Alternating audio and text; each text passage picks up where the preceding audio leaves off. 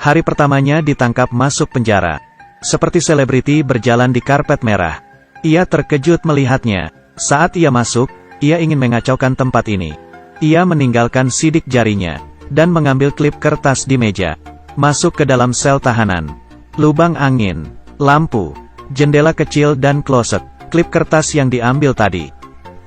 Saat makan pertama, ia melihat inhaler kakek tua ada masalah. Pakai pisau coba untuk memperbaikinya. Kakek tua memberikan peringatan. Di penjara ini, tidak ada yang jadi teman kamu. Siapapun adalah musuh. Kalau masih mau hidup, tidak usah peduli masalah orang lain. Tapi ia berpikir, kehidupan biasa lebih tidak nyaman daripada di penjara. Ia ingin mengejar kehidupan menyenangkan. Melihat pria berotot di sana langsung ditantang. Ia tidak layak meninjunya, mengangkat beban untuk menahannya. Mengangkat beban untuk menahannya. Peringatan berbunyi. Semua orang tengkurap di lantai. Petugas penjara bergegas, memisahkan mereka. Ia balik ke kamar, membersihkan luka. Kakek tua diam-diam memberikannya buku. Di dalamnya ada Hansaplas.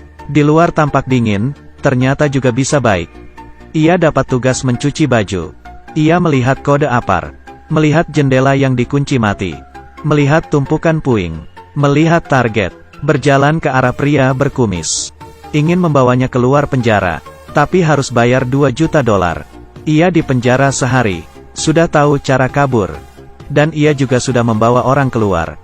Sekaligus dapat uang tambahan. Pria berkumis tidak percaya. Tidak bisa diajak bicara. Sekumpulan orang datang ke arah pria berkumis. Pasti tidak baik. Ia menyerang lebih dulu. Ia mulai bertindak. Memasukkan sabun ke dalam lain. Proses yang sederhana. Berhasil dibuatnya. Ia dengan tangan kosong. Bisa melawan beberapa orang. Saat ini mendapat kepercayaan darinya. Saat ia bosan. Pria berkumis masuk ke dalam. Keduanya bersepakat. Tindakan, mulai dimulai. Ia ingin kabur dari penjara. Pertama ambil baterai radio. Menggunakan kertas menutup semua ventilasi. Memasukkan makanan ke dalam kaos kaki. Peras air garam dengan kuat. Memasukkan baterai radio ke dalam. Garam dicampur dengan baterai radio.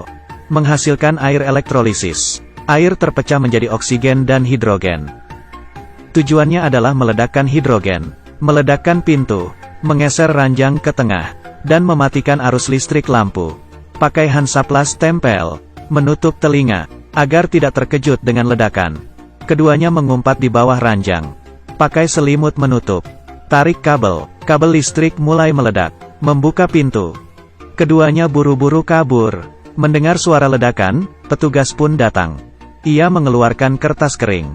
Membuka pintu. Mengumpat di koridor. Memblokir depan belakang. Di saat ini, ia sengaja membuat kekacauan.